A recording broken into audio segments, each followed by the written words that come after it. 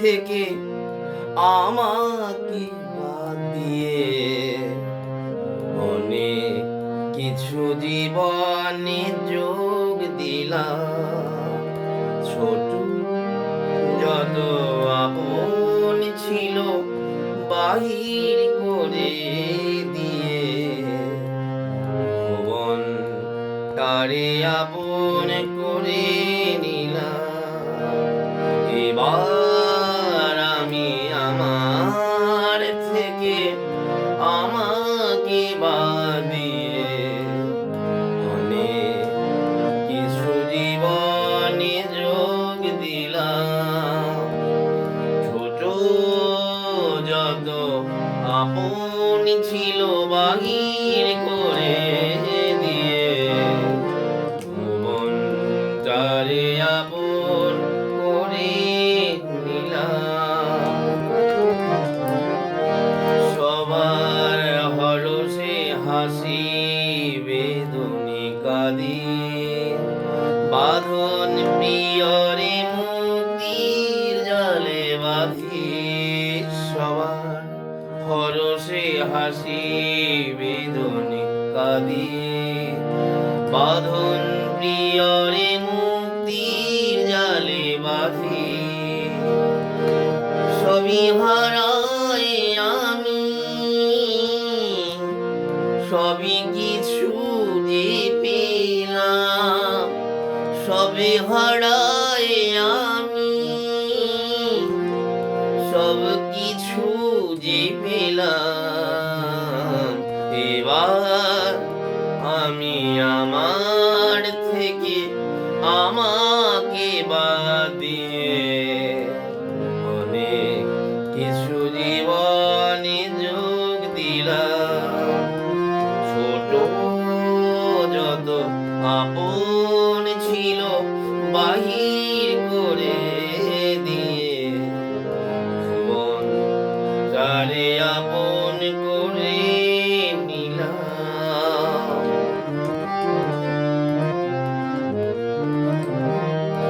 যখন যেখানে তখন সেখানে থাকি সুনীল আকাশে নিজের মাথা ঢাকি।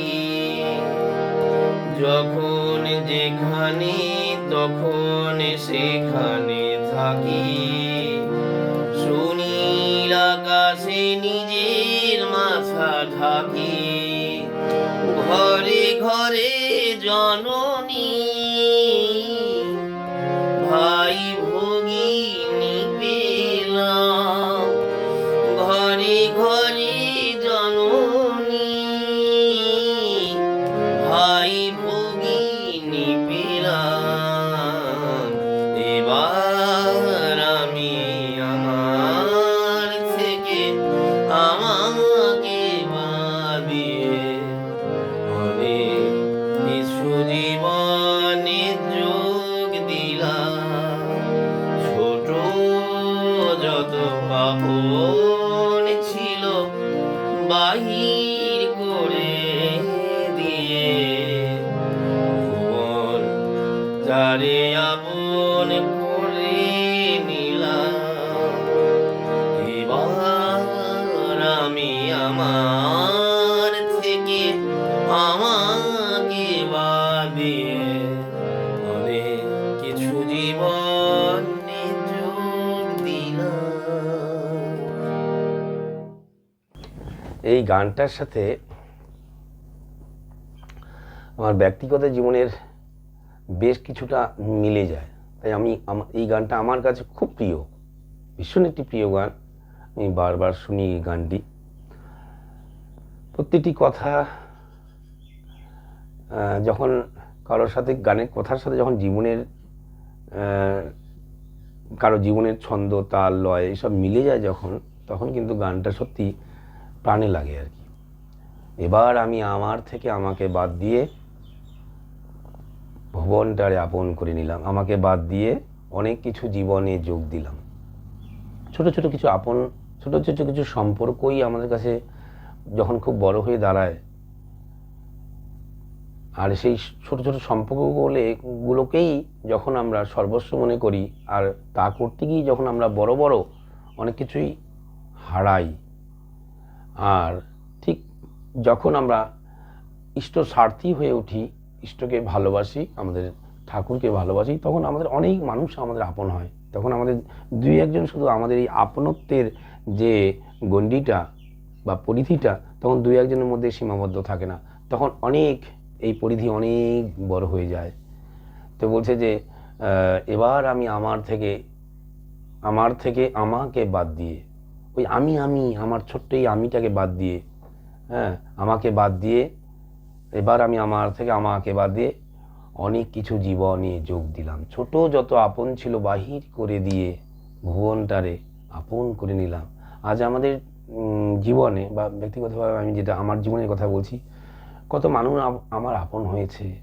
আমি তাদের জন্য যে খুব একটা কিছু করতে পারি তা নয়, কিন্তু এই যে আমার যখন ভিডিওগুলোই করি, সবাইকে আমাকে ফিজিক্যালি বা সবার সাথে আমার কিন্তু চেনা জানা নেই, বেশিরভাগের সাথেই চেনা জানা নেই, কিন্তু তারা আমার সুস্থতা কামনা করেন, তারা আমার দীর্ঘায়ু কামনা করেন, তারা আমাকে জয়গুরু জানান।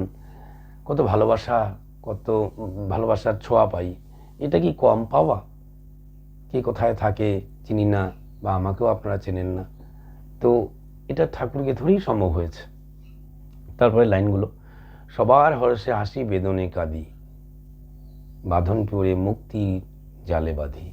সত্যি সবার যখন আনন্দ হয়, যখন কোনো ইষ্টভ্রাতা, হ্যাঁ, বা যে কোনো মানুষের যখন কোনো ভালো সংবাদ শুনি, উন্নয়নমূলক উন্নতিমূলক কোনো সংবাদ শুনি, কোনো সফলতার সংবাদ শুনি, তখন ভীষণ আনন্দ হয়, মনে হয় যে আমারই কোনো ভাই বা কোনো বোন, আমারই পরিবারে কেউ যেন সেই সফলতার অধিকারী হয়েছে, খুব আনন্দ পাই। হ্যাঁ, আর ঠিক বলছে যে বাঁধন প্রিয়রে মুক্তির জালে বাঁধি।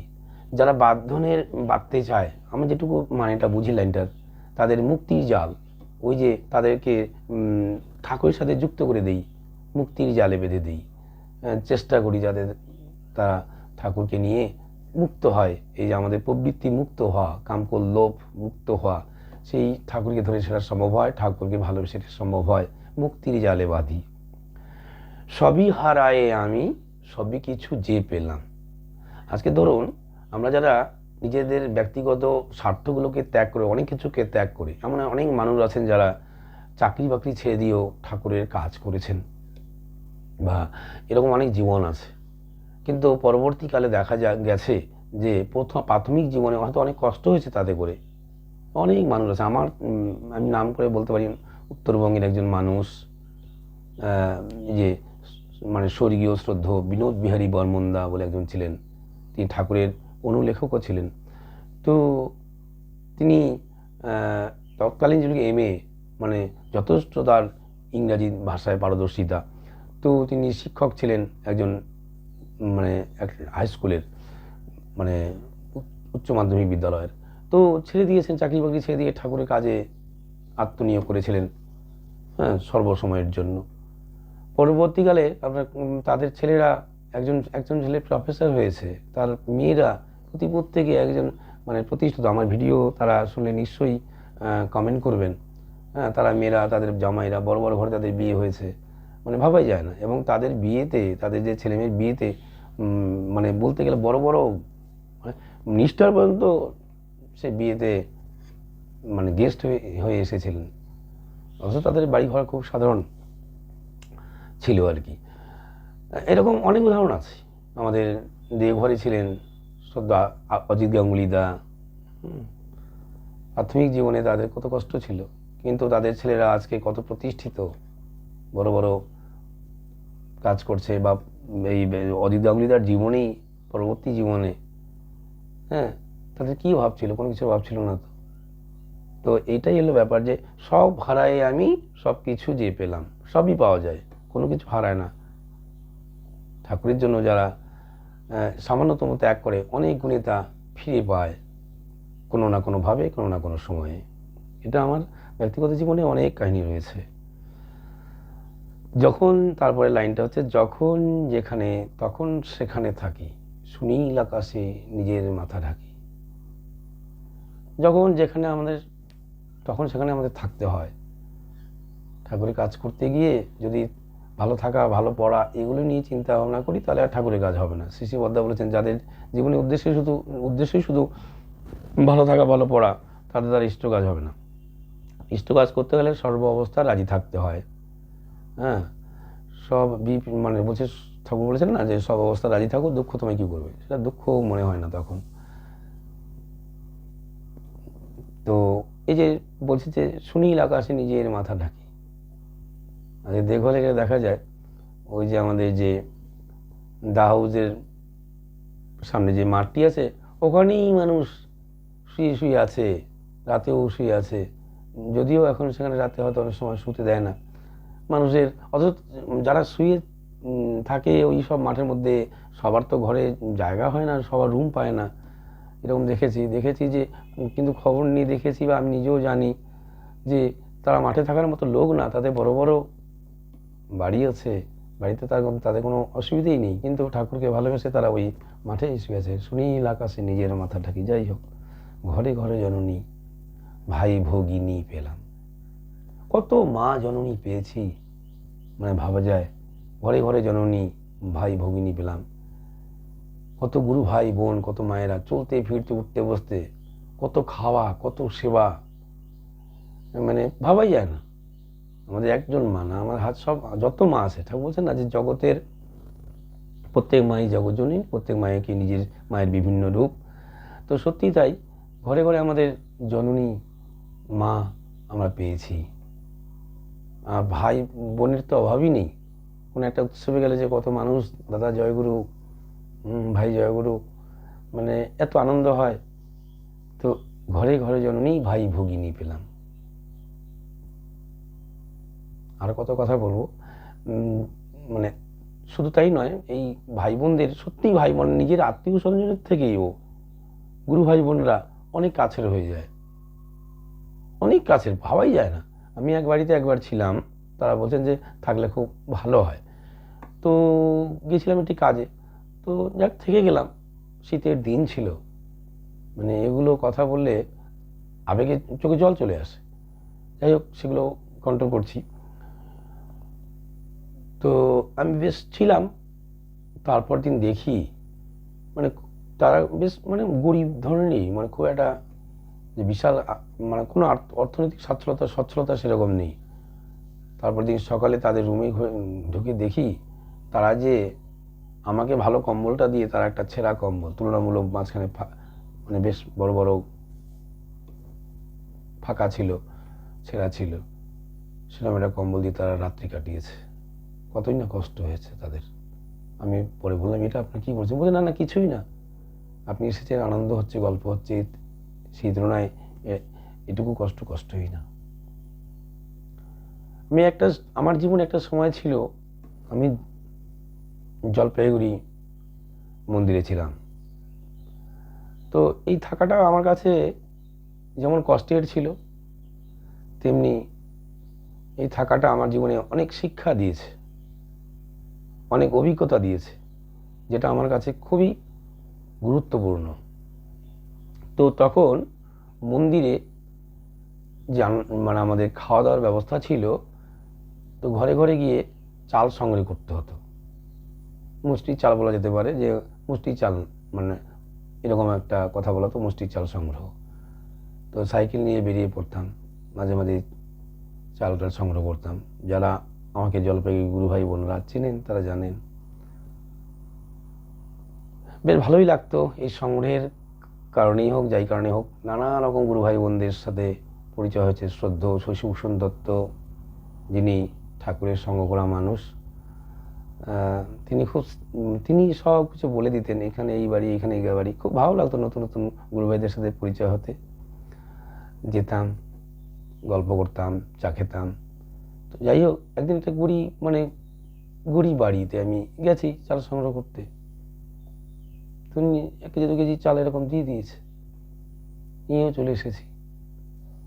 যেভাবেই হোক পরবর্তীকালে আমি জানতে পারি যে সেই বাড়িতে সেদিন তাদের যে মানে রান্নার চাল ছিল সেটা আমাকে দিয়ে দিয়েছে আমি জ্বলে গেছিলাম বলে। পরবর্তীকালে তারা মানে খুব কষ্ট করে সেদিনটা কাটিয়েছিল আর কি। আমি তো তাদের মানে বাধ্য করিনি বা দিতেই হবে এরকম নয়, আজকে একটু অসুবিধা আছে বললেও পারতো, কিন্তু তারা ভালোবাসা থেকেই দিয়েছে। এই আমাদের গুরু ভাই বোনেরা, তারা ঠাকুরকে ভালোবাসতে চেষ্টা করছে সবাই, আমরা চেষ্টা করছি সবাই ঠাকুরকে ভালোবাসছি বলে ঠাকুরের যারা সন্তান সব মানুষ সবাইকে আমরা ভালোবাসার চেষ্টা করি। কিন্তু আমার গুরু যিনি নিন্দা করবেন, আমরা যেহেতু ঠাকুরকে ভালোবাসি আমরা সেটা সহ্য করব না, আমাদের সেটা সহ্য করা ঠিকও নয়, এটা দুর্বলতার পরিচয়। ঠাকুর বলছেন যে যাকে তুমি ভালোবাসো তার নিন্দায় যদি তোমার, মানে আমি ঠিক ঠাকুরের ভাষায় বলছি না, তার সারাংশটা বলছি, তার নিন্দায় যদি তোমার মানে প্রতিবাদ না আসে, তুমি যদি সেখানে হাজি হাজি করে সেগুলো মেনেই নাও, তাহলে তোমার ভক্তি বা ভালোবাসা ভাওতাবাজি ছাড়া আর কিছুই নয়। পৃথিবী নিয়োগ গ্রন্থে এরকম বাণী রয়েছে।